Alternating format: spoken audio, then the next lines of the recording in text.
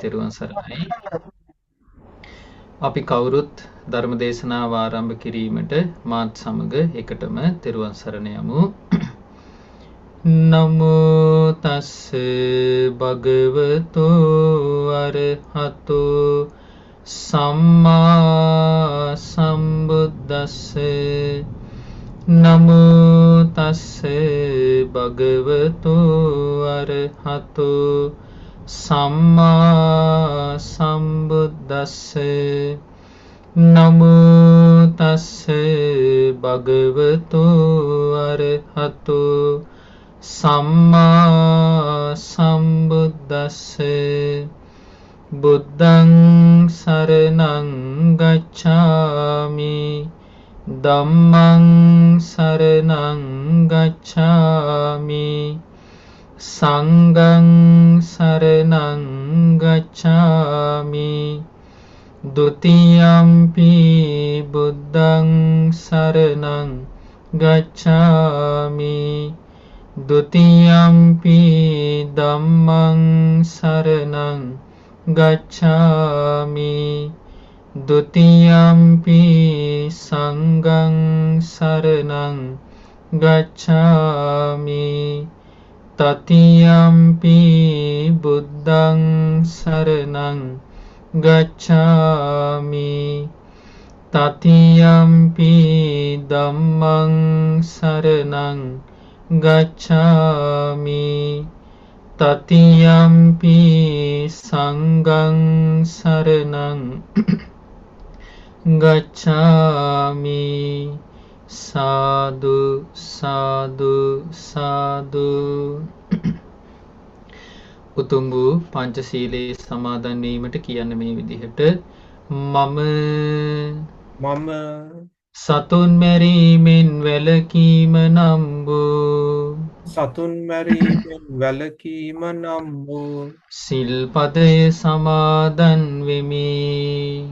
සිල්පදය සමාදන් වෙමි. සොරකම් කිරීමෙන් වැළකීම නම් වූ සොරකම් කිරීමෙන් වැළකීම නම් වූ සිල්පදය සමාදන් වෙමි.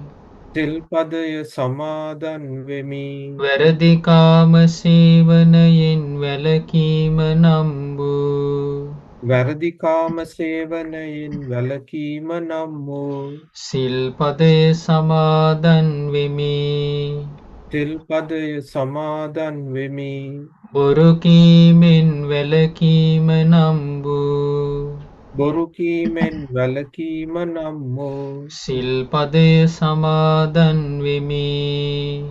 සිල්පදය සමාදන් වෙමි. මත්පැන් හා මත්ද්‍රව්‍ය භාවිතයෙන් වැළකීම නම් වූ මත්ද්‍රව්‍ය භාවිතයෙන් වැළකීම නම් වූ සිල්පදය සමාදන් වෙමි. සිල්පදය සමාදන් වෙමි. උතුම් තිසරණ සහිත වූ උතුම් තිසරණ සහිත වූ මා සමාදන් වූ මේ පංචශීලය මා සමාදන් වූ මේ පංචශීලය මේ ජීවිතයේ යහපත පිණිසද මේ ජීවිතයේ යහපත පිණිසද පරලොව සුගතිය පිණිසද පරලොව සුගතිය පිණිසද සංසාර දුකින් නිදහස් වීම පිණිසද සංසාර දුකින් නිදහස් වීම පිණිසද උපකාර වේවා. උපකාර වේවා. සාදු සාදු සාදු. නමස්කාර වේවා බුදුරුවනට සැමදා බුදු හිමි සරණ යමි. නමස්කාර වේවා ධම්රුවනට සැමදා සදහම් සරණ යමි. නමස්කාර වේවා සංගරුවනට සැමදා මහා සංඝ සරණ යමි. නමස්කාර වේවා තුනුරුවනට සැමදා තිසරණ සරණ යමි. සාදු සාදු සාදු. අපගේ ගුරු දේවෝත්තම පරම පූජනීය කල්යාණ මිත්‍ර අපට මේ යුගයේ මේ උතුම් සදහම් මඟ විවර කොට දුන් පැහැදිලිව පිරිසිදුව පරිවර්තනය කොට දුන් ගුරු දේවෝත්තම පින්වත් ලොකු ස්වාමීන් වහන්සේට ඔබ අප සියලු දෙනාගේම ආදර ගෞරව නමස්කාරය වේවා. සාදු සාදු සාදු. අසපේ වැඩ සිටින ගෞරවනීය මහා සංඝරත්නයන් අවසරයි. ශ්‍රද්ධාවන්ත වාසනාවන්ත පින්වත්නි, අපි ගිය සතියේ ඉගෙන ගන්නට යෙදුනා විචිකිච්ඡාව සම්බන්ධව තේරුම් ගැනීමට පහසු වන ඊටාම ලස්සන දේශනා දෙකක්. මොකක්ද මේ දේශනාවේ නම? මිගසාලා සූත්‍ර දෙකනේ. එතකොට මේ මිගසාලා උපාසිකාව අපි අමතක කරන්න හොඳ නැති කෙනෙක් නේද? මොකද හේතුව එයාගේ තාත්තා එයාගේ බාප්පා මේ ඔක්කොම ධර්ම මාර්ගයේ ඇවිල්ලා ධර්මයේ පුරුදු කරපු පිරිසක් විදිහට එයාට දකින්න ලැබෙද්දිත් එයාට භාග්‍යවතුන් වහන්සේගේ අවබෝධය ගැන එයාට විචිකිච්ඡාවක් ඇති වුණා. ඒ විචිකිච්ඡාවත් එක්ක එයා භාග්‍යවතුන් වහන්සේගේ අවබෝධයට අභියෝග කළා. දැන් අපිටත් අපේ ජීවිතවල සාමාන්‍යයෙන් අහන්න ප්‍රශ්න එනවනේ නේ. එතකොට ඒ වගේ වෙලාවක අපි අහලා දැනගන්න එක වෙනම එකක්. නමුත් බුදුරජාණන් වහන්සේගේ ඥානය අභියෝගයට ලක් කරන්න යෑම එයාගේ ජීවිතේ විචිකිච්ඡාව වර්ධනය වීමෙන් වෙන එකක්. සමහර අය හිටිය භාගතුන් වහන්සේගේ කාලේ උපාලි ගෘහපති, ඊට පස්සේ අර ගාමිණී ඡණ්ඩ වගේ අය භාගතුන් වහන්සේ මුණ ගැහෙන්න ඇවිල්ලා ඒගොල්ලෝ එන්නේ වාද කරන්න බලාගෙනම. හැබැයි ඒගොල්ලෝ පෙර දන්නේ නැහැ භාගතුන් වහන්සේ කොයි වගේ කෙනෙක්ද කියලා. හැබැයි බුදුරජාණන් වහන්සේ ඒ අයට පළවෙනි වතාවට ඒ දේ අවබෝධ වෙන්න දහම් දේශනකොට අවබෝධ කරලා දෙනකොට ඒ අය තමන්ගේ දෘෂ්ටි අතහැරලා ඒ අය ධර්මය අවබෝධ කරන මට්ටමට සුදුසුකම් ලබන පිරිසක් බවට පත් වෙනවා. නමුත් අර මිගසාලාට උනේ එයා කෙලින්ම භාගතුන් වහන්සේ අභියෝගයට ලක් කරන්න ගියා. මොකද එයා ඇවිල්ලා භාගතුන් වහන්සේ ගැන දන්න කෙනෙක් යම් මට්ටමකට. ඉතින් එයා භාගතුන් වහන්සේගේ පුරිසීන්ද්‍රිය ඥානය එයා අභියෝගයට ලක් කළා. ඉතින් ඒකෙදි භාගතුන් වහන්සේ මොකද්ද දේශනා කළේ? අන්තිමට මනින්ද එහෙම යන්න බුදුරජාණන් වහන්සේ වදාලා ආනන්දේ මේ පුද්ගලයන් පිළිබඳව මනින්න යන්න එපා කිව්වනේ. මොකද පුද්ගලයෙක් පිළිබඳව මනින්න සුදුසුම කෙනා එක්ක භාගතුන් වහන්සේ එහෙම නැත්නම් බුදුරජාණන් වහන්සේ වගේ තව කෙනෙක් කිව්වා. එහෙනම් මේ ලෝකේ වෙන කාටවත් තව කෙනෙක්ව මනින්න යන්න බෑ.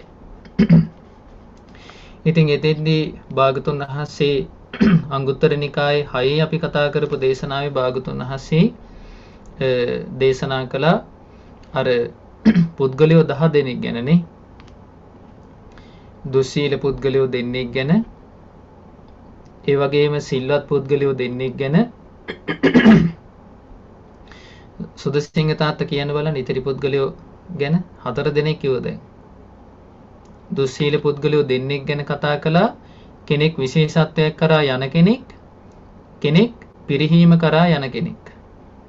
ඊළඟට සීලවන්ත පුද්ගලයෝ දෙන්නෙක් ගැන කතා කළා. කෙනෙක් විශේෂත්වයක් කරා යන කෙනෙක්, හැබැයි කෙනෙක් ඉන්නවා පිරිහීම කරා යන කෙනෙක්.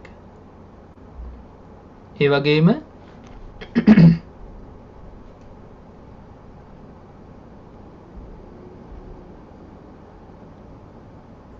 සුදසිංහ තාත්තා කවන්නේ අද මංගල ඕපන් කරලා තිබිලා මම කතා කළා. කවන්නේ. පුළුවන්ද කියන්න? කලින් හතරවෙනි ගැන අහන්න ඔව් 4යි 5යි දෙන්නම. ඔව් කලින් කල යා කලින් සිල්වත් වූ කෙනෙක්. චිත්ත ඔව් විමුක්තිය නෑ ප්‍රඥා විමුක්තිය සුදසිංහ තාත්තා කියන්නේ තාම මේ තුන්වෙනි කෙනයි හතරවෙනි කෙනයි ගැන ඔය 5යි 6යි පස්සේ කවුද? තියුණු තියෙන රාග රාගය තියෙන දෙන්නෙක් ඉන්නවා කිව්වනේ. එතකොට ඒ දෙන්නගෙනුත් කෙනෙක් හැබැයි පිරිහීම කරා ගියාට කෙනෙක් යනවා කිව්වා විශේෂත්වයේ කරා. 7යි 8යි ක්‍රෝධ සහිත කියන්නේ කෙනෙක් ඔව් ක්‍රෝධ සහිත පුද්ගලයෝ දෙන්නෙක් ඉන්නවා. කෙනෙක් විශේෂත්වයේ කරා යන කෙනෙක් හැබැයි පිරිහීම කරා යන කෙනෙක් නේ. අන්තිම දෙන්න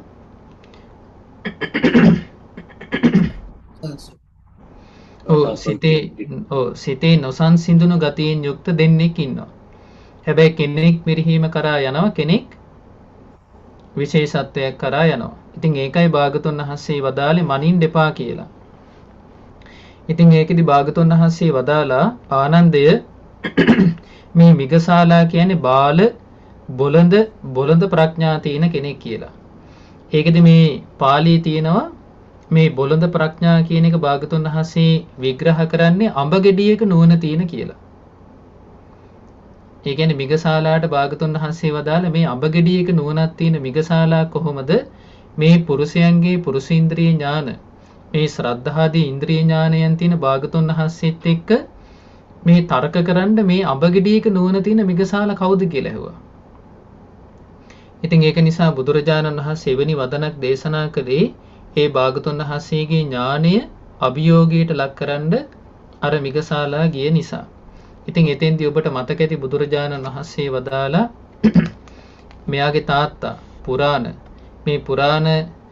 බ්‍රහ්මචාරී කෙනෙක්නේ. එතකොට මේ පුරාණට ඉසිදත්තගේ තිබිච්ච ඒ ප්‍රඥාව තිබුණා නම් එහෙම ඉසිදත්තට පුරාණ ගිය තැනවත් හොයාගන්න බෑ කිව්වනේ.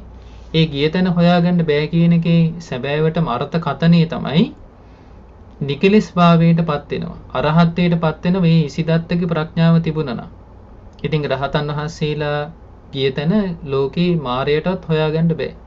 මොකද උන්වහන්සේලා පිරිනුවන් පාන නිසා.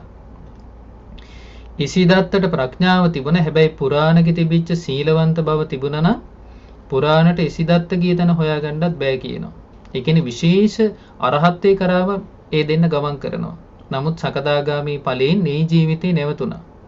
නමුත් ඉතින් ඉස්සරහට ඒ අය එක ජීවිතයකින් පස්සේ අරහත්ත්වයටපත් වෙන උදාර දෙන්නෙක්. ඉතින් ඒකදී අපි ඉගෙන ගත්තේ මේ විචිකිච්ඡාව කියන එක අපේ ජීවිතේ ඇති වුණාට පස්සේ බුදුරජාණන් වහන්සේ මේ විචිකිච්ඡාවට දෙන අර්ථකතන ඊටාම බරපතලයි. ඒ කියන්නේ භාගතුන් වහන්සේක විශේෂයෙන් ගැරහීමට ලක් කරන මේ භාගතුන් වහන්සේ ගැන සැකකරන්න යෑම. ඉතින් ඒ වගේම ඊටාම ලස්සන සුවිශේෂී දේශනාවක් අද අපි ඉගෙන ගන්න සූදානම් වෙන්නේ. මේ දේශනාවක් තියෙන්නේ අංගුත්තර නිකායේ 4 වෙනි පොත් වහන්සේගේ. දැන් කලින් දවසේ දුස්සන්ති මෑණියෝ දන්නේ නැහැ කිව්ව අංගුත්තර නිකායේ 4 වෙනි පොත් වහන්සේගේ තියෙන්නේ කරුණ කීය බැගින් තියෙන දේශනාද කියලා. නේ? අද දැන් දන්නවා. කියන්න බලන්න දුස්සන්ති මෑණියෝ. කරුණු 6 සහ 7 බැගින්. හරියටම කිව්වනේ. ඔව් කරුණු 6 සහ 7 බැගින්. හරි. ඉතින් අද අපි මේ ඉගෙන ගන්න දේශනාව චක්ක නිපාතේ තියෙන දේශනාවක්. එහෙනම් මේ දේශනාවේ කරුණු කීයක් තියෙන්න ඕනද? චක්ක කියලා කියන්නේ 6ට. කරුණු 6ක් තියෙන්න ඕන දේශනාවක්. මේ දේශනාව අතිශය ගැඹීර පරම ගැඹීර දේශනාවක්. අපිට තේරෙන හැටියට අපි මේක විස්තර කරන්න. නමුත් මේ දේශනාව අපි මේ විස්තර කරනවටත් වඩා බුදුරජාණන් වහන්සේගේ පුළුල්ලු විශේෂ ඥානයක් පුළුල්ල විග්‍රහ කරන දේශනාවක්. ඉතින් ඒක නිසා මේ දේශනාව අප කාටත් ඉතාම ප්‍රයෝජනවත් වන විචිකිච්ඡාව දුරු කර ගැනීමට උපකාර කරන ශ්‍රද්ධාදී ඉන්ද්‍රිය ධර්මයන් තව තවත් වඩා වර්ධනය කරගන්න උපකාර කරන අතිශය ගැඹීර දේශනාවක්.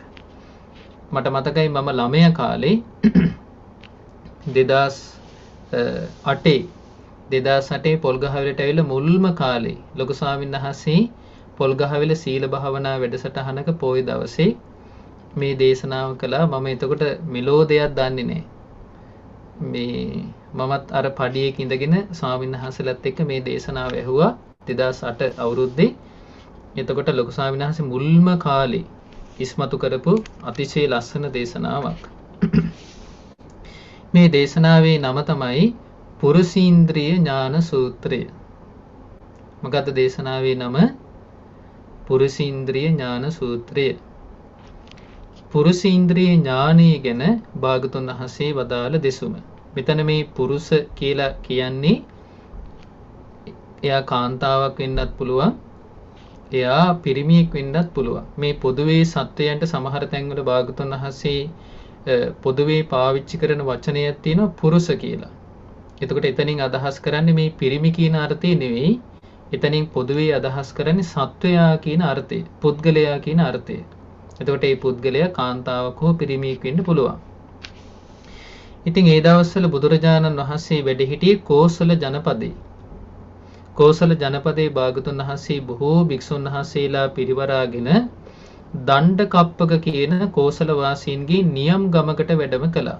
එතකොට ඒක ගම්මාන කිහිපයක් එකතු වෙලා හැදිච්ච නගරයක්. දැන් අපි දැන් මෙහෙට මාකම් කියන්නේ නේ. මාකම් වලට අයිති පොඩි නම් තියෙන ගොඩාක් තියෙනවනේ. එතකොට නමුත් ඒ ඔක්කොම එකතු කරලා එක නමක් කියනවා මාකම් කියලා නේ.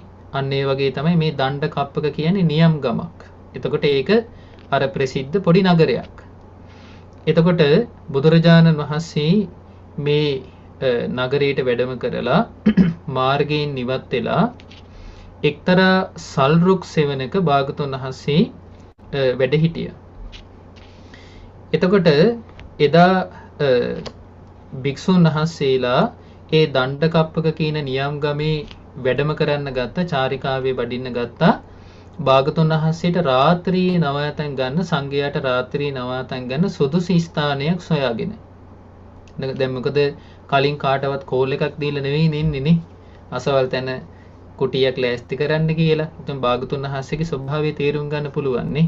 උන්වහන්සේගේ නොයලීම, උන්වහන්සේට ගහ යටත් එකයි, ඒ සවැත් නුවර උන්වහන්සේගේ ගන්ධ කුටියත් එකයි. ඉතින් භාගතුන් වහන්සේට කුටියක් හොයන්න සංඝයා පිටත් වෙලා ගියා. ඉතින් ආනන්දයන් වහන්සේත් සංඝයාත් එක්ක පිටත් වුණා මේ ගමනට. ඉතින් ටිකක් රස්නේ කාලයක් මේ වගේ.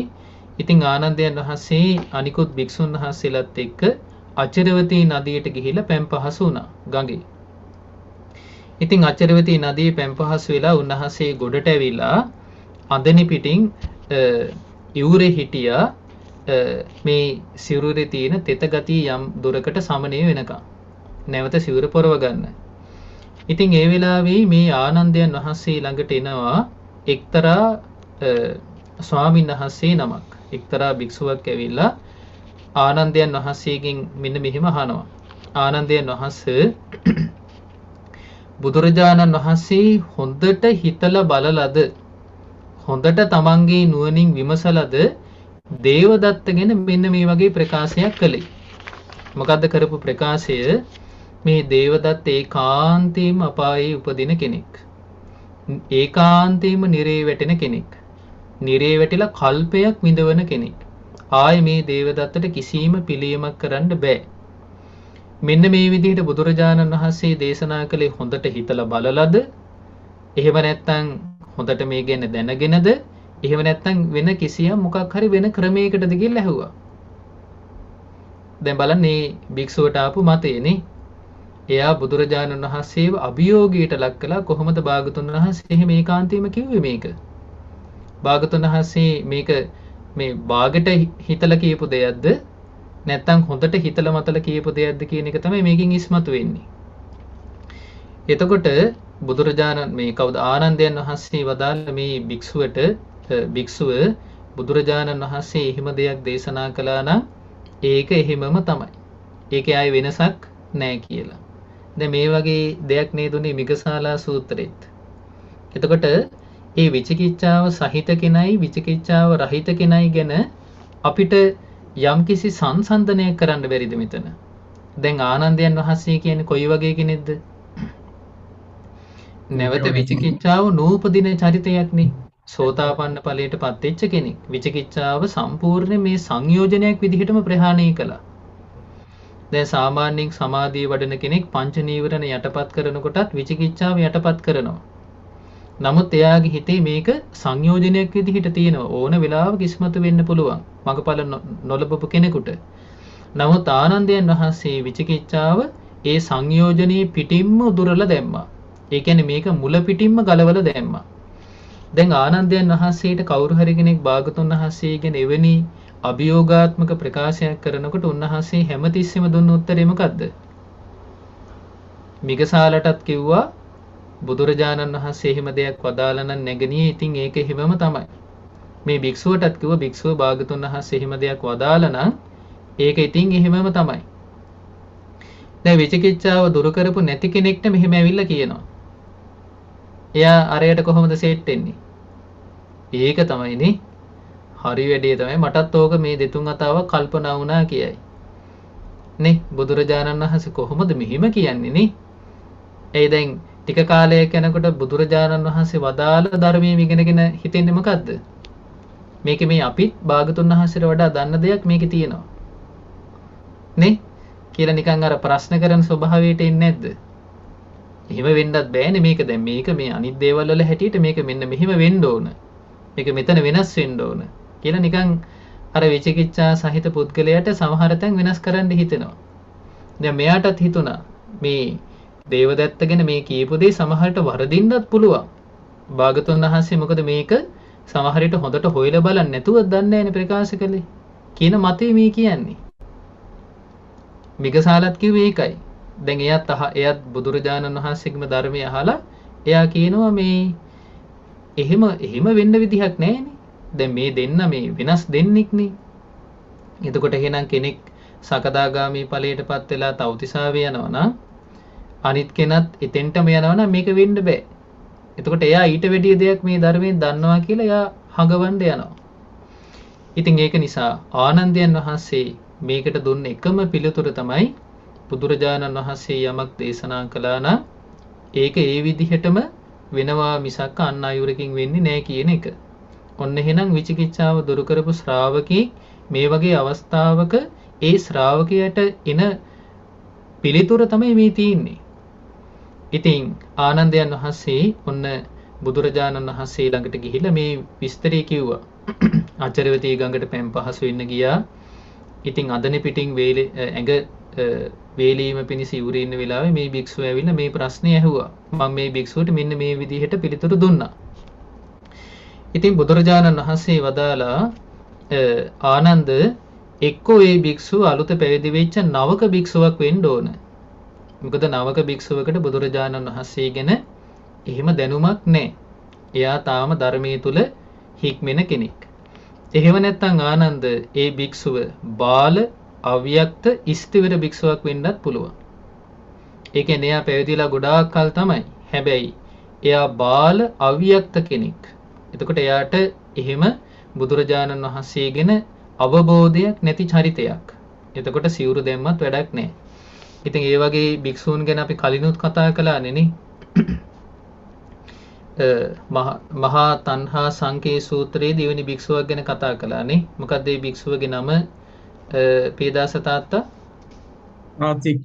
සාති භික්ෂුව. ඊළඟට අපි අග්ගඤ්ඤ නෙවෙයි අලගද්දූපම සූත්‍රයේදී අපි කතා කළා තවත් දෙවෙනි භික්ෂුවක් ගැන. මොකක්ද මේ භික්ෂුවගේ නම? දර්ශනිකා මෑණියෝ.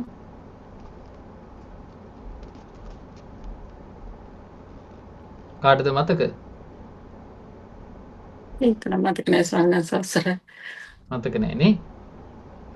කවුද? සරත් තාත්තට මතකද? හරි. අරිට්ට නේ. නෑ ස්වාමීන් ඔව් අරිට්ට භික්ෂුව. අරිට්ට කියලා ලංකාවේ පළවෙනි සිංහල මහරහතන් වහන්සේගේ නමත් මොකද්ද? අරිට්ට නේ. එහෙනම් කෙනෙක් නමින් කෙනෙක් එකම නම තියාගෙන උසස් චරිතයක්, කෙනෙක් එකම නම තියාගෙන පහත් චරිතයක් නේ. එතකොට නමින්ම නින්නත් බෑ බලද්දි නේද? ඊළඟට අපි ඉගෙන ගත්තා කෝකාලික භික්ෂුව ගැන. ඊළඟට කෝරක් කත්තිය නේ. මේ කවුද මේ? සුනක්කත්ත නේ. සුනක්කත්ත. ඉතින් මේ වගේ මේ එක එක විදිහට බුදුරජාණන් වහන්සේව සැක කරපු ගොඩාක් පැවිදි වෙලා ගොඩාක් කල් ගියපු භික්ෂූන් හිටියා. ඉතින් බුදුරජාණන් වහන්සේ දේශනා කරනවා මම ඒකාන්ත කොට ප්‍රකාශ කරපු දෙයක් මේ විදිහට වෙන්නත් පුළුවන් නොවෙන්නත් පුළුවන් කියලා මේ පුද්ගලයා කොහොමද මේ විදිහට කියන්නේ? මම ඒකාන්ත කොට යම් දෙයක් ප්‍රකාශ කරා නම් ඒක වෙන විදිහකට වෙන්නේ නැහැ කියනවා. ඉතින් බුදුරජාණන් වහන්සේ දේශනා කරන ආනන්ද මම මෙසේ පුද්ගලයන් පිළිබඳව මගේ සිතින් මේ පුද්ගලයන් පිළිබඳ තියෙන සීල දේ විමසලා බලලා තමයි කියනවා මම මේ විදිහට ප්‍රකාශයක් කරන්නේ. ඉතින් භාගතුන් වහන්සේ ඒකාන්ත කොට යම් ප්‍රකාශයක් කරනවා නම් ඒ පුද්ගලයා ගැන උන්වහන්සේගේ පුරිසින්ද්‍රිය ඥානය තුලින් සියල්ල විමසලා බලලා තමයි ප්‍රකාශයක් කරන්නේ. බුදුරජාණන් වහන්සේ වදාළ ආනන්ද යම් තාක් මම දේවදත්තගේ බැලුවා කියනවා පුංචි හරි කුසල ධර්ම මාත්‍රයක් ඉතුරු වෙලා තියෙනවද කියලා. බලද්දී භාගතුන් වහන්සේ වදාලා මම මේ දේවදත්තගේ දැක්කේ නෑ කියනවා අස්ලෝමයක අග තැවරෙන ප්‍රමාණයකවත් කුසල ධර්මයක් තියෙනවා කියලා. අස්ලෝමය කියන්නේ ඊටාම සියුම් දෙයක් නෙනේ. ඒ සියුම් අස්ලෝමේ අග තැවරෙච්ච ඊටාම සුළු කුසලයක්වත් මම දැක්කේ නෑ කියනවා දේවදත්තගේ තියෙන. ඉතින් මම දේවදත්ත ගැන අන්බඳු එක පුද්ගලයෙක් ගැනවත් විමසලා බැලුවේ නෑ කියනවා දේවදත්ත ගැන තරම්. එහෙනම් භාගතුන් වහන්සේට කාලාන්තරයක් තිස්සේ සංසාරේ පුරාවට වෛර කරපු මේ ජීවිතෙත් සංඝ බේදේ කරපු මහා හානියක් මේ බුද්ධ ශාසනයට කරපු දේවදත්ත ගැන තමයි භාගතුන් වහන්සේ වැඩිපුරම හොයලා බලලා අනුකම්පා කරලා තියෙන්නේ. ඉතින් එතනින් එහාට හිතා ගන්නකො භාගතුන් වහන්සේගේ අනුකම්පාව ගැන කරුණාව ගැන නේ. බුදුරජාණන් වහන්සේ වදාලා ආනන්ද මම මේ දේවදත්තගේ අස්ලෝමයක අගතැවරෙන පමණ හරි කුසල ධර්මයක් දැක්කනම් ආන්නේ මොහොත දක්වාම මම දේවදත්ත ගැන මේ වගේ ප්‍රකාශයක් කළේ නෑ කියනවා. මොකක්ද ඒ ප්‍රකාශය? මේ දේවදත්ත ඒකාන්තයෙන්ම නිරේ ගිහිල්ලා කල්පයක් මිදවන කෙනෙක් කියන ප්‍රකාශය මම ඒ තාක්කල් කරේ නෑ කියනවා. ඉතින් බුදුරජාණන් වහන්සේ දේශනා කරන ඊට පස්සේ තමයි කියනවා මම මේ විදිහට දේවදත්ත ඒකාන්තයෙන්ම නිරේ වැටිලා කල්පයක් විඳවන පුද්ගලයෙක් වෙනවා කියලා ප්‍රකාශය කළේ. බුදුරජාණන් වහන්සේ වදාළ ආනන්ද ඒක හරියට මෙන්න මේ වගේ කියනවා.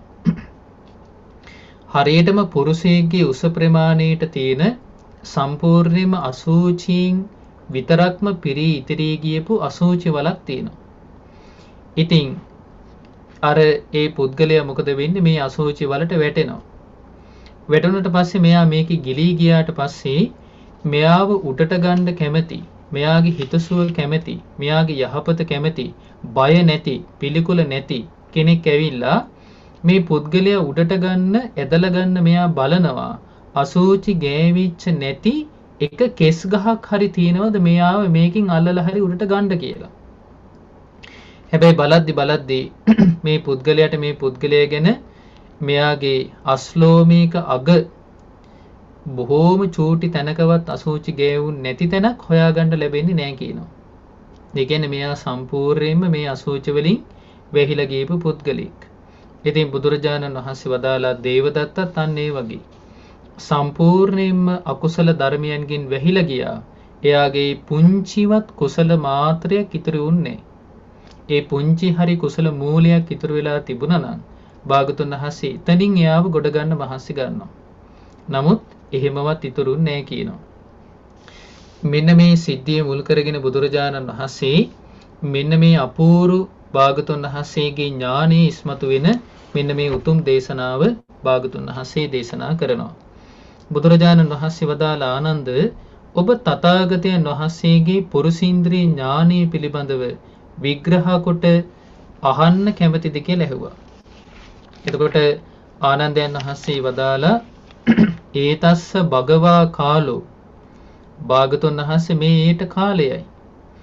ඒතස්ස සුගත කාලෝ අනේ සුගතයාණෙනි මේ ඊට කාලයයි. යම් භගවා පුරුෂීන්ද්‍රිය ඥානානි විපජෙය්‍ය භාගතුන් වහන්සේගේ පුරුෂීන්ද්‍රිය ඥානයන් පිළිබඳව යම් විග්‍රහයක් කරනවද භගවතෝ සුත්තා භික්ඛු දාරිස්සන්ති ති. භාගතුන් වහන්සේගෙන් අහලා භික්ෂුන් වහන්සේලා ඒ විදිහට මේක දරා ගන්නම් කිව්වා. අන්න විචිකිච්ඡාව දුරු කරපු ශ්‍රාවකයාගේ තව ප්‍රකාශයක්. මොකද්ද කිව්වේ? භාගතුන් වහන්සේ යම් විදිහකට දේශනා කරනවද ඒක භාගතුන් වහන්සේගෙන් අහලා ඒ විදිහටම අපි දරා ගන්නම් කිව්වා. එහෙනම් ඒක දරාගන්නේ වෙනත් විදිහකට නෙවෙයි. භාගතුන් වහන්සේ වදාළ විදිහටම තමයි. ඉතින් බුදුරජාණන් වහන්සේ වදාලා එහෙනම් ආනන්ද අහන්න මනවින් ශ්‍රවණය කරන්න. ඒ කියන්නේ හොඳට සමන් යොමාගෙන මේක අහගන්න කිව්වා.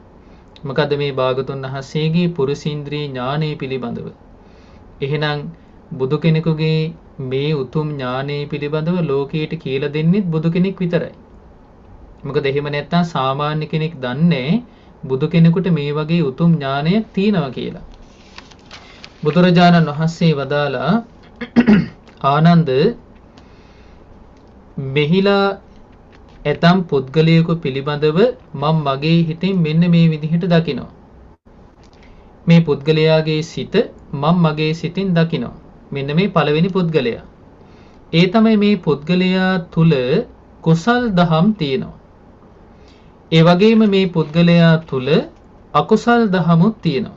ඉතින් භාගතුන් වහන්සේ මෙන්න මේ පුද්ගලයා ගැන එයාගේ සිතේ තියෙන කුසල් දහම් දකිනවා, අකුසල් දහම් දකිනවා. එහෙනම් මේ වර්ග දෙකම තියෙන කෙනෙක්.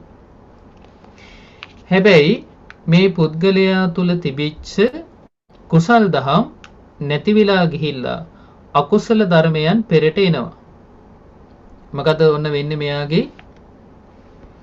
මෙයාට කුසල් ධර්මේනුත් තියෙනවා, අකුසල ධර්මේනුත් තියෙනවා.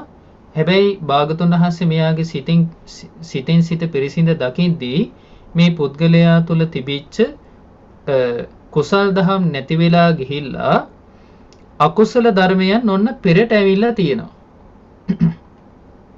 එහෙනම් මෙයාව දකින්නකොට කෙනෙකුට පේන එකපාරම කවුරු වගේද? කොයි වගේ කෙනෙක් විදිහටද? කියන්න බලන්න රෝහිත මහත්තයා. හොඳ කෙනෙක් විදිහට වගේ. නෑනේ නරක කෙනෙක් විදිහට තමයි පේන්නේ නේ. නේද? මෙයා බැලුව බැලමට දැන් අපිට පේන්නේ කවුරු වගේද? නරක කෙනෙක් හැටියට ඔන්න පේනවා. ඒ කියන්නේ මෙයා ඔන්න සමහර විට මෙයා වැරදි ආශ්‍රයයකට වැටිච්ච කෙනෙක්. අසත්පුරුෂ ආශ්‍රයයකට වැටිච්ච කෙනෙක්. දැන් අපිටත් ඒ වගේ අය සමාජයේ දකින්න ලැබෙනවා. හැබැයි භාගතුන් වහන්සේ දේශනා කරනවා හැබැයි මෙයාගේ ඇතුලේ තියෙනවා කුසල මූලයන්. කුසල මූලයන් කියන්නේ මොනවාද? ඉස්සලාම අපි ඉගෙන ගමු කුසල මූලයන් සහ අකුසල මූලයන්. අකුසල මූලයන් කියන්නේ මොනවාද? කුසල මූලයන් රාග ද්වේෂ මොහ. අකුසල මූලයන් කියන්නේ ලෝභ, ද්වේෂ, මෝහ. ඔන්න මතක තියාගන්න අකුසල මුල් තුන. ලෝභ, ද්වේෂ, මෝහ. එන අකුසල මුල් කියන්නේ කුසල් මුල් කියන්නේ මොනවාද? ලෝභ, ද්වේෂ, මෝහ. අලෝභ, අද්වේෂ, අමෝහ. ඔන්න එහෙනම් මේක මතක තියා ගැනීම මේ දේශනා විවර වෙනකම්ම අපිට උවමනා වන දෙයක්. මොනවාද අකුසල් මුල් කියන බලන්න අකුසල් මුල් තුන ගීතාංජලි මහත්මිය. අකුසල් මූල තමයි ලෝභ, දෝෂ, මෝහ. ලෝභ, ද්වේෂ, මෝහ. එතකොට කුසල් මුල් තුන කියන්න බලන්න තිලිනිකා මහත්මිය.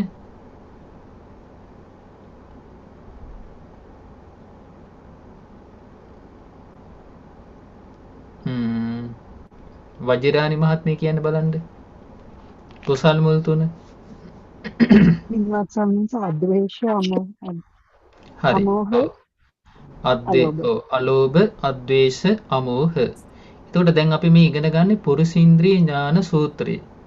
පුරුෂයන්ගේ ඉන්ද්‍රිය ධර්මයන් පිළිබඳ භාගතුන් වහන්සේට තියෙන ඥානය. දැන් එතකොට මෙතනදී අපි ඉගෙන ගන්න ඕනේ ඇත්තටම මේ ඉන්ද්‍රියන් කියන්නේ මොනවාද කියන එක. දැන් සාමාන්‍යයෙන් අපි ඉන්ද්‍රියන් කියන්නේ මොනකටද? අපි කියනවා ඇස කන නාසය දිවකය මනසටත් අපි කියනවා ඉන්ද්‍රියන් කියලා.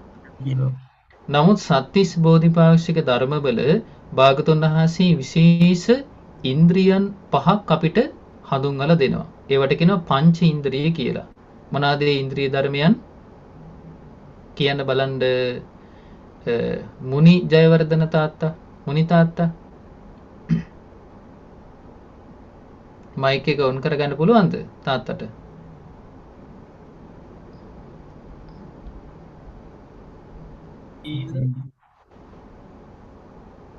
මොනවාද තාත්තා? ඔව් මං පළවෙනි එක කියන්නම් එතකොට ලේසි ඈ. ශ්‍රද්ධා ඉන්ද්‍රිය.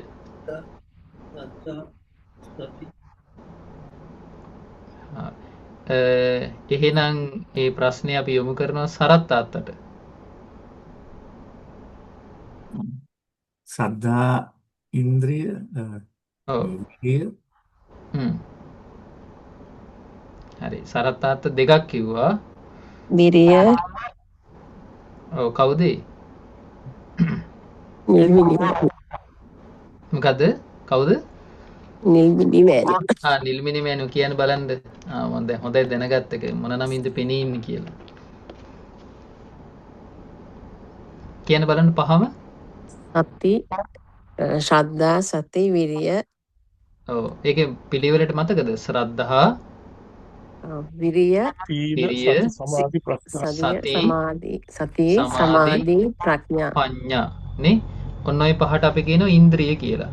එතකොට බුදුරජාණන් වහන්සේ නමකට තමයි මෙන්න මේ ඉන්ද්‍රිය ධර්මයන් පුද්ගලයෙක් තුල තියෙන විදිහ පේන්නේ. එයාගේ මොන මොන ඉන්ද්‍රියන්ද වැඩි මොන මොන ඉන්ද්‍රියන්ද අඩු කියලා පේන්නේ භාගතුන් වහන්සේ නමකට. ඒකයි භාගතුන් වහන්සේලාට සුවිශේෂී ධර්ම දේශනාවක් තියෙනවනේ සාමුක්ඛංශික ධර්ම දේශනාව කියලානේ. ආන්නේ සාමුක්ඛංශික ධර්ම දේශනාවේදී ඉස්සලාම භාගතුන් වහන්සේයාට කරනවනේ පිළිවෙල කතාව. අහලා ඇති නේද? සාමුක්ඛංශික ධර්ම දේශනාව කරන්න කලින් භාගතුන් වහන්සේ මගපල ලබන්න පින තියෙන අයට කරනවා පිළිවෙල කතාවක්.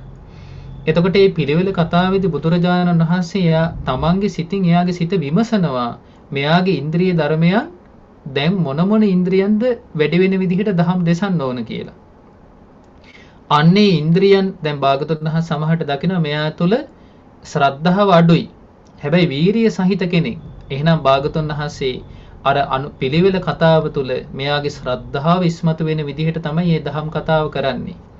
යම් මොහොතක භාගතුන් වහන්සේ දකිනවා මෙයාගේ ඉන්ද්‍රියන් හොඳට මෝරලා ඊළඟට මෙයාගේ නීවරණ යටපත් වෙන ස්වභාවයට ආවට පස්සේ භාගතුන් වහන්සේ සාමුක්ඛංශික ධර්ම දේශනාව කරනවා. කරපු ගමන් මෙයා අර පිරිසිදු වස්ත්‍රයකට ඩයි අල්ලනවා වගේ මෙයා වහා ධර්මයේ අල්ලගන්න කෙනෙක් බවට පත් වෙනවා.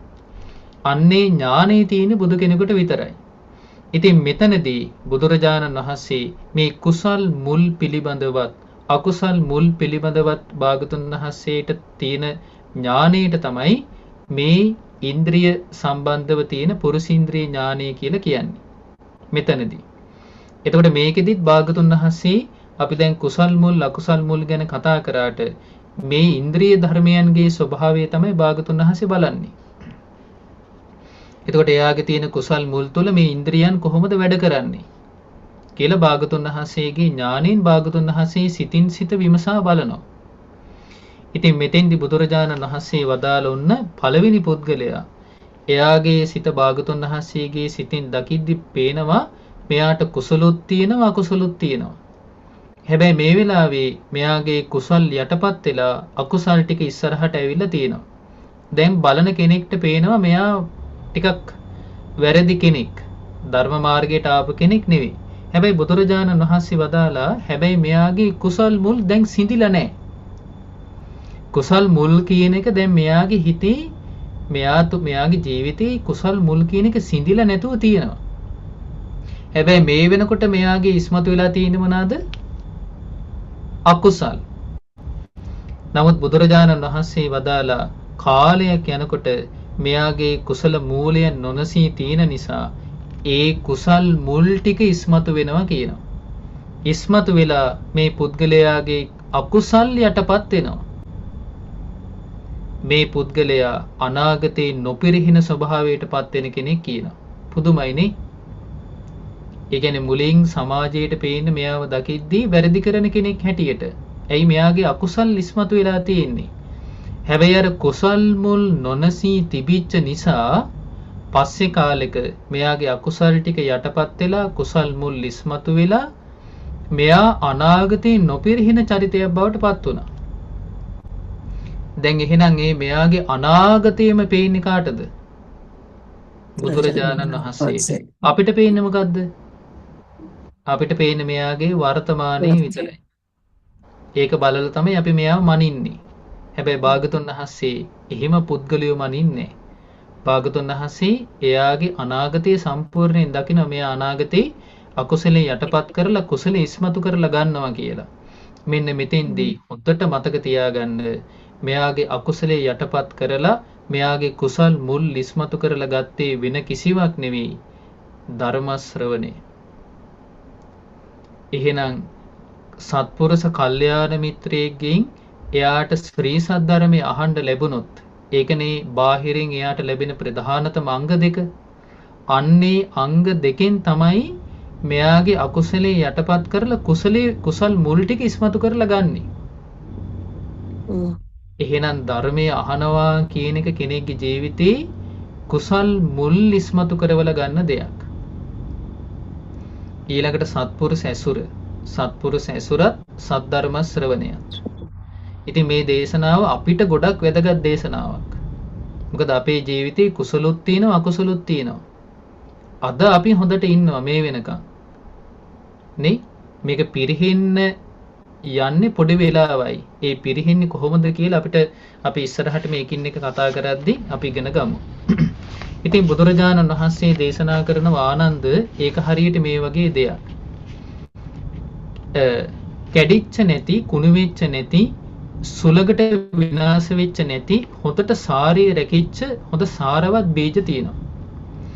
මේ බීජ හොඳ කුඹුරක ගිහිල්ලා මේක වැපුරුවොත් එහෙම ඒකෙන් එයාට අනාගතේ ලොකු අස්වැන්නක් ලබන්න පුළුවන්. ආන්න ඒ වගේම කියනවා බුදුරජාණන් වහන්සේ කෙනෙක්ගේ සිත තමන්ගේ සිතෙන් පිරිසිඳ දකිද්දී එයාගේ කුසලොත් තියෙනවා අකුසලොත් තියෙනවා දකිනවා. හැබැයි එයාගේ කුසල් යටපත් වෙලා අකුසල් ඉස්මතු වෙලා තියෙනවා දකිනවා. හැබැයි භාගතුන් වහන්සේ දකිනවා මෙයාගේ කාලයක් යනකොට අකුසල් යටපත් වෙලා කුසල් මුල් ටික නොනසී තියෙන නිසා ඒ කුසල් මුල් පෙරට ඇවිල්ලා මෙයා අනාගතේ නොපිරිහින ස්වභාවයට පත් කරනවා කියලා. ඉතින් බුදුරජාණන් වහන්සේ වදාළ ආනන්ද තථාගතයන් වහන්සේ විසින් පුරුෂයන්ගේ සිත සිය සිතින් මෙන්න මේ විදිහට පිරිසිඳ දකිනවා කියනවා. කියනවා ආනන්ද තථාගතයන් වහන්සේ විසින් තමන්ගේ පුරුෂීන්ද්‍රිය ඥානය සිය සිතින් පිරිසිඳ දකිනවා. මෙසේ ආනන්ද තථාගතයන් වහන්සේ විසින් අනාගතේ ඔවුන් තුල හටගන්නා දේ ගැන සිය සිතින් දන්නා කෙනෙක් බවට පත් වෙනවා. එහෙනම් බුදුරජාණන් වහන්සේ තමයි තමන්ගේ පුරුෂීන්ද්‍රිය ඥානය තුලින් ඒ පුරුෂයාගේ අනාගතේ පිළිබඳව කොහොමද වෙන්නේ කියලා දකින්නේ බුදු කෙනෙක් විතරයි. එහෙනම් ඒක බුදුරජාණන් වහන්සේට සුවිශේෂී විශේෂ ඥානයක්. භාගතුන් වහන්සේට ඒ නිසා පැහැදිලිව පුළුවන් ඒ පුද්ගලයා ගැන විග්‍රහයක් කරන්න. ඒ තමයි පළවෙනි කෙනා. දැන් මේ පළවෙනි කෙනා ගැන අපි කාට හරි තේරුම් නැති කෙනෙක් ඉන්නවද? මොකද මේක දැන් අපි මේ යම් සමානකම් තියෙනවා මේ හැම එකීම. නමුත් ඒ හයම එකිනෙකට වෙනස් විදිහට භාගතුන් වහන්සේ දේශනා කරනවා. ඒකත් බුදුරජාණන් වහන්සේගේ පුරුෂීන්ද්‍රිය ඥානය නැමැති ඥානය භාගතුන් වහන්සේ විග්‍රහ කරන ක්‍රමය. ඒකෙත් අපිට අභියෝග කරන්න බෑ මේ දෙකම එකයි කියලා. මේ දෙකම එක වගේ කියලා. නේ? ඒ නිසා ඉස්සරහට යනකොට මේක තේරුම් අරගෙන තිබීම අපිට ප්‍රයෝජනවත් වෙනවා. දැන් මේක කෙටියෙන් විස්තර කරන්න පුළුවන්ද කෙනෙකුට?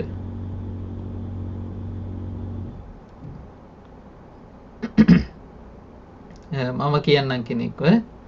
සුමන අම්මට පුළුවන්ද? පුෂ්ප අම්මට පුළුවන් නේ. පුෂ්ප මෑණියන්ට.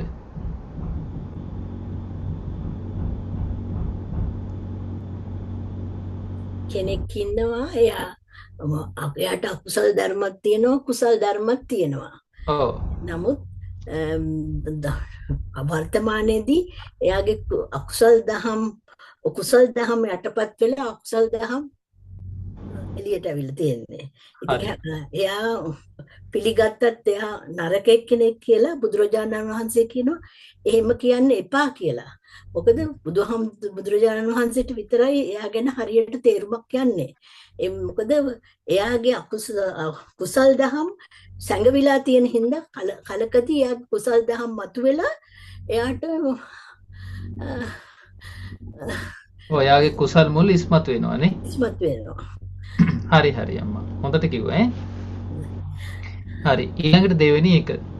බුදුරජාණන් වහන්සේ වදාළ ආනන්ද ඔන්න තව පුද්ගලයෙක්ගේ සිත බුදුරජාණන් වහන්සේ වදාළ මගේ සිතෙන් මම පිරිසිඳ දකිනවා.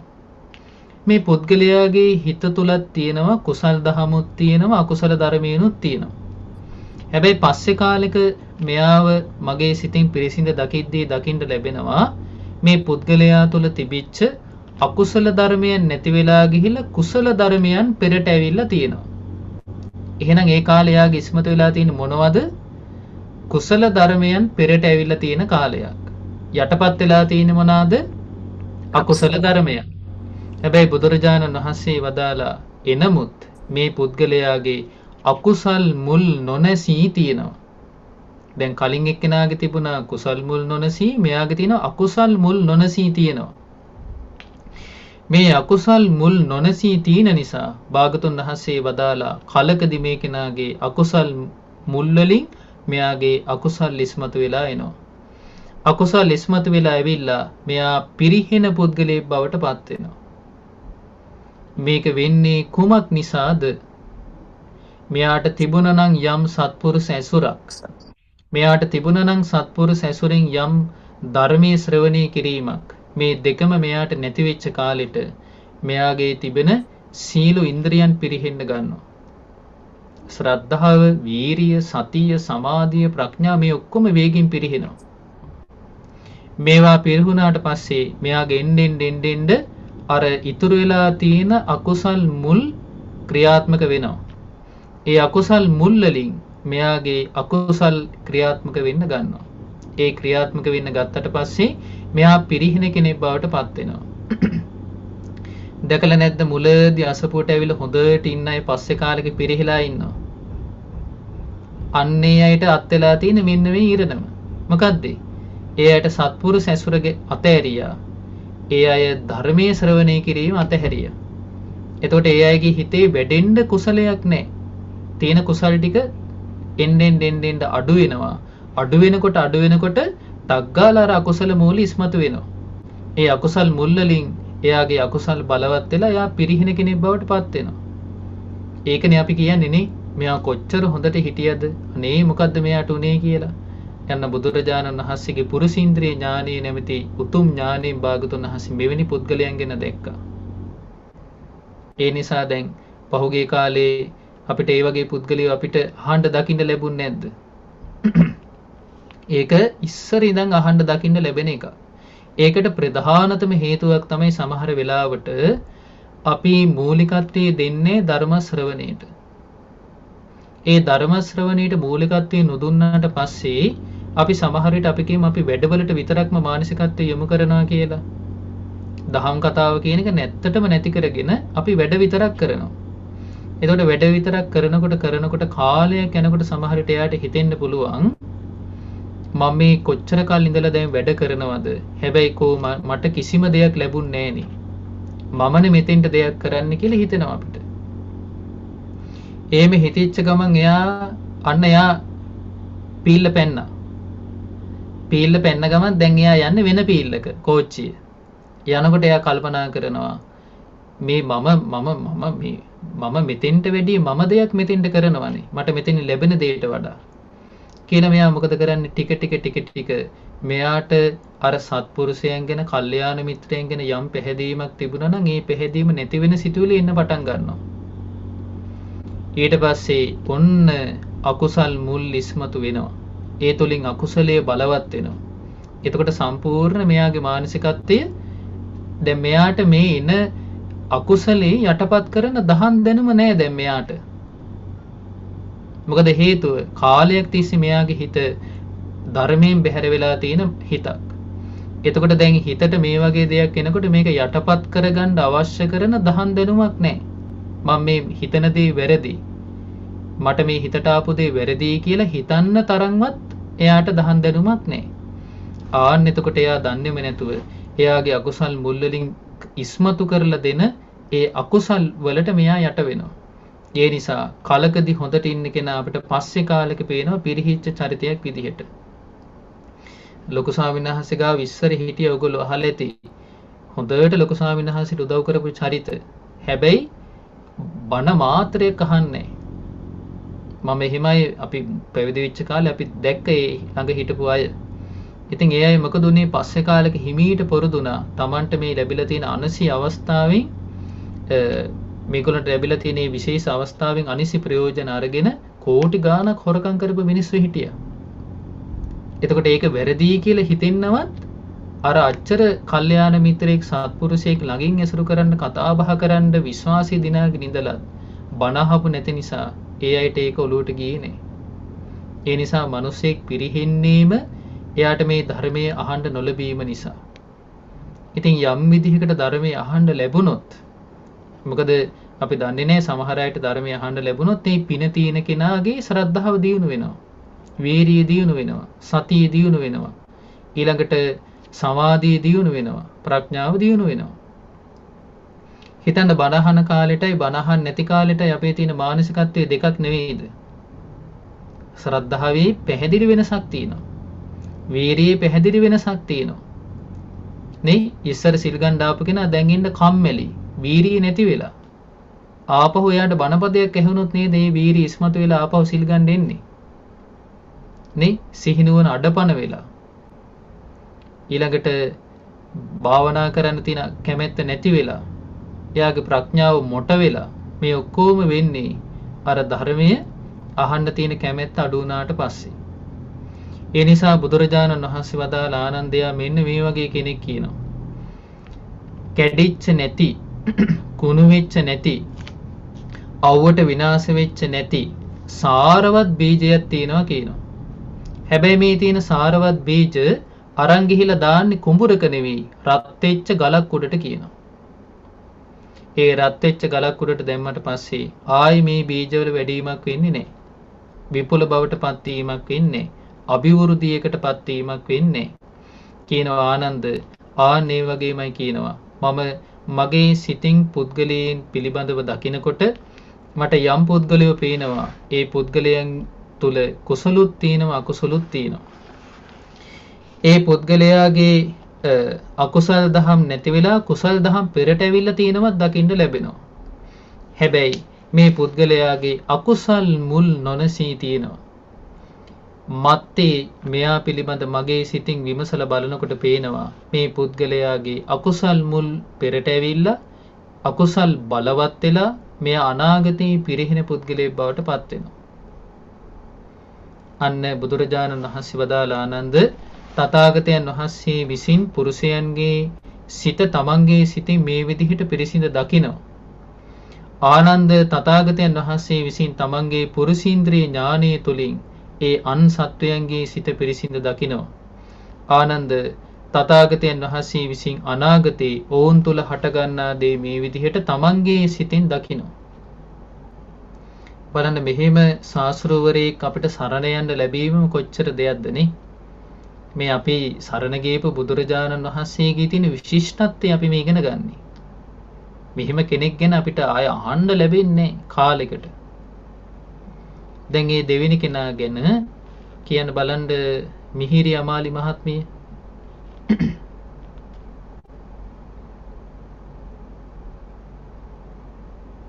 අපරේ පින්වත් ස්වාමීන් වහන්සේ දෙවෙනි කෙනා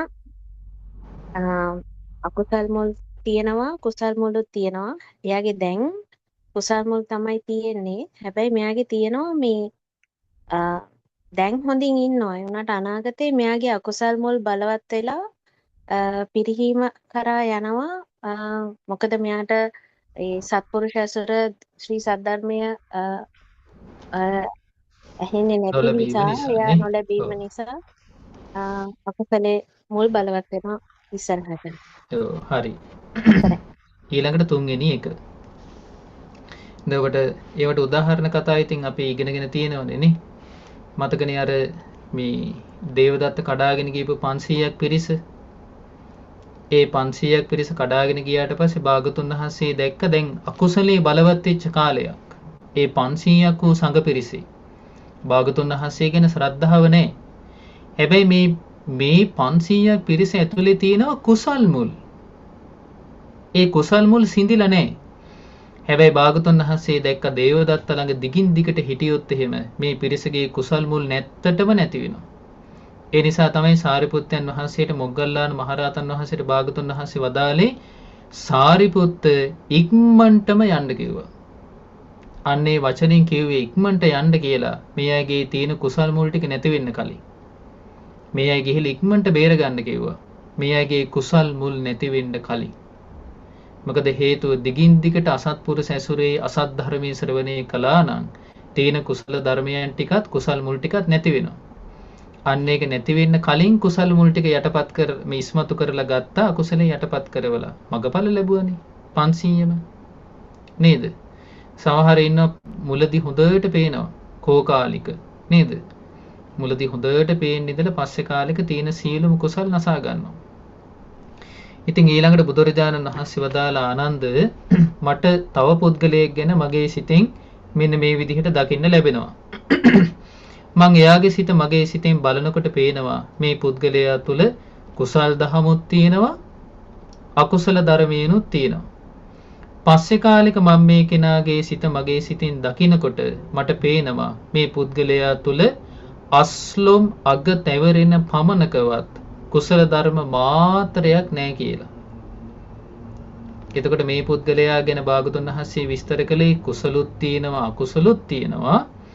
හැබැයි මේ පුද්ගලයා ගැන පස්සේ කාලෙක දකිනකොට අස්ලෝමයක අග තැවරිච්ච පමණකවත් කුසල ධර්ම මාත්‍රයක් මේ පුද්ගලයා තුල නැහැ කියලා පේනවා. බුදුරජාණන් වහන්සේ වදාළ මේ පුද්ගලයා ඒකාන්තයෙන්ම කළු පැහැගත් අකුසල ධර්මයන්ගෙන් සමන්විත වෙච්ච කෙනෙක්. කය විදී මරණින් මතු අපාය නම් වූ දුගතිය නම් වූ විනිපාත නම් වූ නිරේ උපදින කෙනෙක්. අන්න තුන්වෙනි පුද්ගලයාගේ තියෙන විශේෂත්වය තමයි මෙයා ඒකාන්තයෙන්ම නිරේ උපදින කෙනෙක්. මෙයා කෙලින්ම නිරේට වැටෙන කෙනෙක්. මොකක්ද ඒකට හේතුව? මේ පුද්ගලයාගේ අස්ලොම් අග තැවරිච්ච පමණකවත් කුසල ධර්ම මාත්‍රයක් නොමැතිකම. මේ පුද්ගලයා තමයි පංච ආනන්තරීය පාප කර්ම කරපු කෙනත් නියත මිත්‍යා දෘෂ්ටියෙන් යුක්ත කෙනත්. එහෙනම් මේ කෙනාගේ ජීවිත කතාව ඉරණම සකස් වෙන්නේ කොහෙටද? ඒකාන්තයෙන්ම නිරේ යෑම පිණිස. මොකක්ද මේ තුන්වෙනි කෙනා ගැන විස්තර කරන්න බලන්න අනුශමෑනියෝ. පුද්ගලයෙක් ඉන්නවා එයාට කුසල් දහමුත් තියෙනවා අකුසල් දහමුත් තියෙනවා. නමුත් එයාගේ අකුසල් මුල් එයා නෑ සමා වෙන්න. එයාට මේ අස්ලෝම අගකවත් තැවරිච්ච කුසල මූලයක් නැහැ එයාගේ. කුසල ධර්ම මාත්‍රයක්. කුසල ධර්ම මාත්‍රයක් නැහැ. එයාගේ අකුසල් මත වෙලා තියෙන්නේ. ඊට පස්සේ බුදුරජාණන් දකිනවා මෙයා නියත වශයෙන්ම නිරයේ උපදිනවා කියලා. මොකද එයා පංච ආනන්තරීය පාප කර්ම කරලා නියත මිත්‍යා දෘෂ්ටිකව සිටින කෙනෙක්. ඔව් උදාහරණයක් කියන්න පුළුවන්ද කාට හරි? ඒ දේවදත්තම තමයි. ඔව් දැන් අපි මේ ඉගෙන ගන්න දේශනාවෙන් මේකට උදාහරණයක් දෙනවානේ. ඒකට භාගතුන් වහන්සේ මෙන්න මේ දේවදත්ත ගැන කළේ මෙන්න මේ පුද්ගලයාගේ ස්වභාවය මූලික කරගෙන.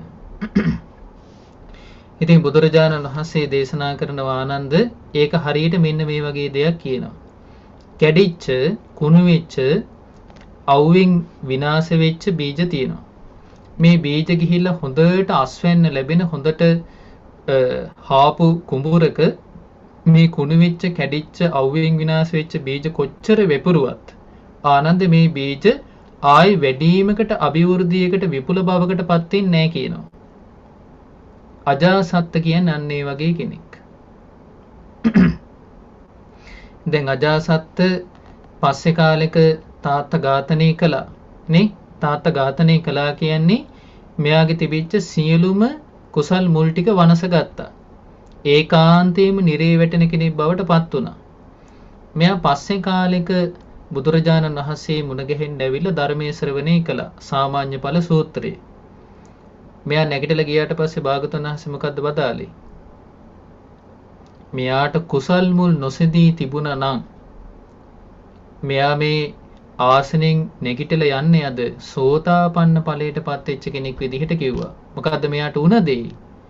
සම්පූර්ණයෙන්ම මෙයාගේ කුසල් මුල් ටික මෙයා කලින්ම නසාගත්ත කෙනෙක් විදිහට තමයි ඇවිල්ලා භාගතුන් වහන්සේ ළඟ වාඩි වුනේ.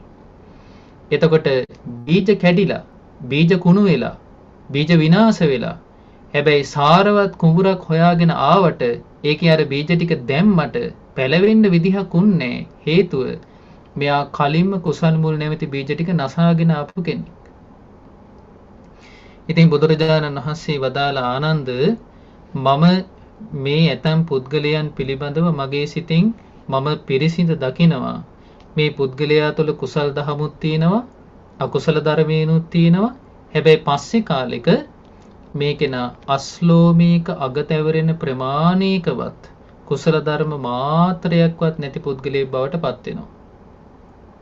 ඉතින් භාගතුන් වහන්සේ වදාළේ යා කය බිඳලා මැරුණට පස්සේ ඒකාන්තයෙන්ම නිරේ වැටෙන, දුගතිය වැටෙන, විනිපාත නම් වූ නිරේ උපදින කෙනෙක් බවට පත් වෙනවා. ඒකයි භාගතුන් වහන්සේ අඟුලිමාලයන් හොයාගෙන ගියේ අම්මා ඝාතනය කරන්න කලින්. ඝාතනය වුණා නම් ආයේ කුසල් මුල් ටික නැසෙනවා. ආයේ නැසුණට පස්සේ කුසල් මුල් ඉස්මතු කරලා ගන්න බෑ. ඒකයි ආනන්තරීය පාප කර්මයක් වෙන්න කලින් භාගතුන් වහන්සේ පෙරට වැඩි. ඉතින් භාගතුන් වහන්සේ වදාලා ආනන්ද මෙන්න මේ විදිහට තථාගතයන් වහන්සේ විසින් පුරුෂයන්ගේ සිත තමන්ගේ සිතින් දකිනවා. ආනන්ද මේ විදිහට තථාගතයන් වහන්සේගේ පුරුෂීන්ද්‍රිය ඥානය තුළින් අන් අයගේ සිත දකිනවා. ආනන්ද තථාගතයන් වහන්සේ විසින් අනාගතයේ වුන් තුළ හටගන්නා දේ තමන්ගේ සිතින් ඒ අයගේ සිත බලමින් තථාගතයන් වහන්සේ දකිනවා කියලා භාගතුන් වහන්සේ වදාලා. ඉතින් මේ විදිහට ආනන්දයන් වහන්සේට බුදුරජාණන් වහන්සේ පුද්ගලයෝ 3 දෙනෙක් ගැන දේශනා කළා. දැන් අද 6 දෙනා ගැනම ඉගෙන ගන්න වෙලා මදි වී වගේ නේද? මොකද ඒ 3 දෙනා ගැනත් කියන්න ගියොත් තව විනාඩි 20ක්වත් යනවා අපිට. වෙලා වැඩිනේ එතකොටනේ. ඒ නිසා අපි මේ 3 දෙනා ගැන ලබන සතිය ඉගෙනගෙන තව මේකට උපමා තියෙන දේශනාවක් දෙකකුත් අපි ඉගෙන ගමු ලබන සතියේනේ. එතකොට තවත් අපිට මේ දේශනාව ආයෙත් මතක් කරගන්නත් පුළුවන් ලබන සතියේ මේ 3 දෙනා ගැන නේ. දැන් මේ 3 දෙනා ගැන මතකයිනේ.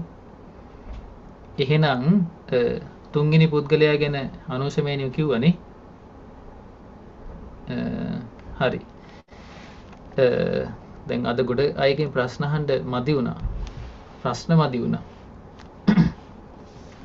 එහෙනම් අද උත්තර දීපු නැති අයගෙන් ඊළඟ සතියේ මම මතක් කරලා අහනවා මෙන්න මේ පුද්ගලයා 3 දෙනා ගැන. මේ දේශනාවේ නම සහ අනිකුත් දේවල්. ඉතින් එහෙනම් බලන්න හරි විස්මිත දේශනාවක් නේ. අපිට මේ සමාජයේ ජීවත් වෙනකොට අපිට එතකොට මිමි වලින් මනින්න බෑ අපිට. ඒ නිසා මේකෙන් අපි ඉගෙන ගන්න තියෙන වටිනාම පණිවිඩය තමයි අපේ තියෙන කුසල් මුල් නොනසී පවත්වා ගන්න තියෙන ක්‍රමයේ පුරුදු කරන එක. එතකොට අපිට විශ්වාසයක් ගොඩනගා ගන්න පුළුවන්. ඒ ක්‍රමයේ තුල අපි දිගටම හිටියොත් අපිට අනාගතේ අපේ තියෙන කුසල් මුල් ටික අපිට නොනසී පවත්වා ගන්න පුළුවන්. ඒ තුලින් අනාගතේ නොපිරිහින චරිතයක් විදිහට මේ පරිලෝ යන්න පුළුවන් කියන කාරණේ. එතකොට ඒ කුසල් මුල් ටික නොපිරිහි තියාගන්න නම් මොකක්ද අපි කරන්න ඕනද? කියන බලන්න කවුද? මෙයා රම්‍ය මෑනියෝ, රම්‍ය ලතා මෑනියෝ.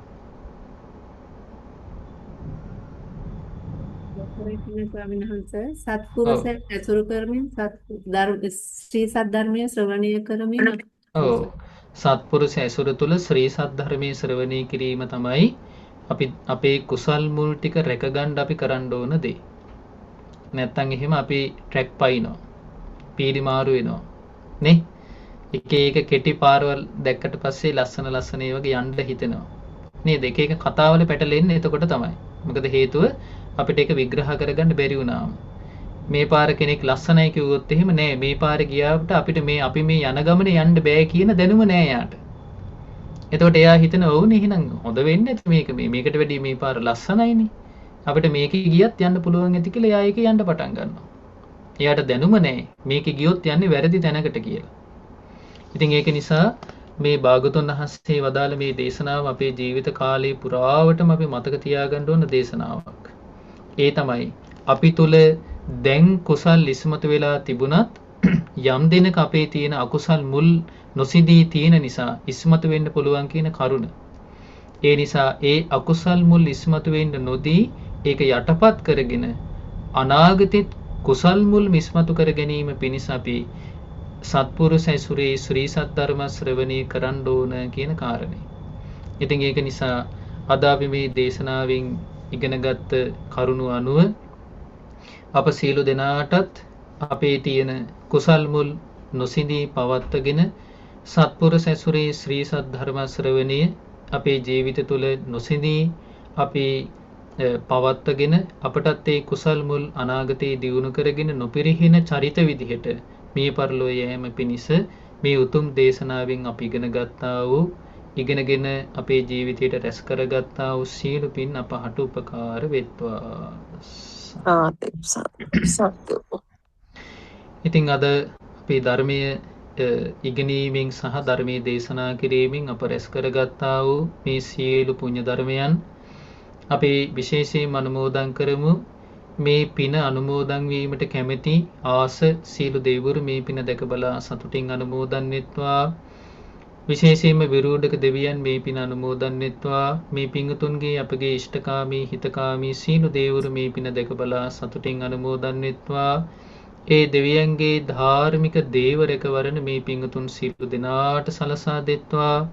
සීල දෙවියන්ට උතුම් ධර්මාබෝධී පිණිස මේ පින උපකාර වෙත්වා.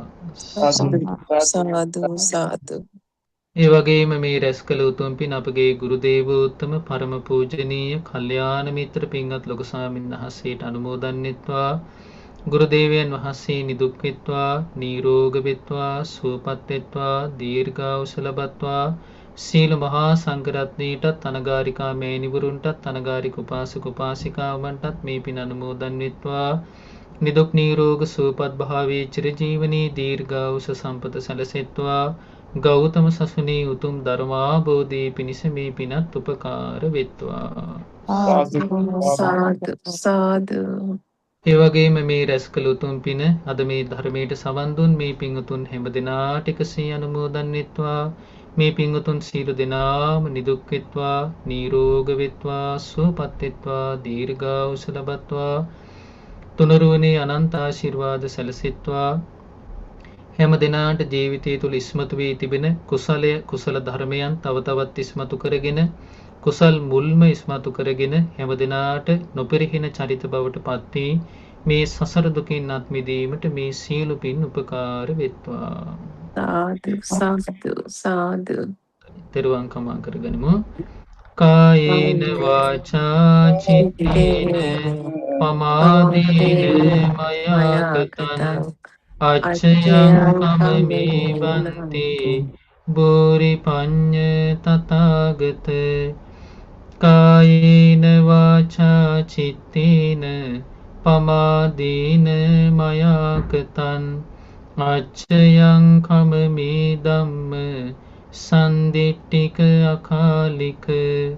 කායේන වාචා චිත්තේන පමාදේන මයාකතං අච්චයං කමමේ සංඝ පුඤ්ඤක්ඛිතං අනුත්තර.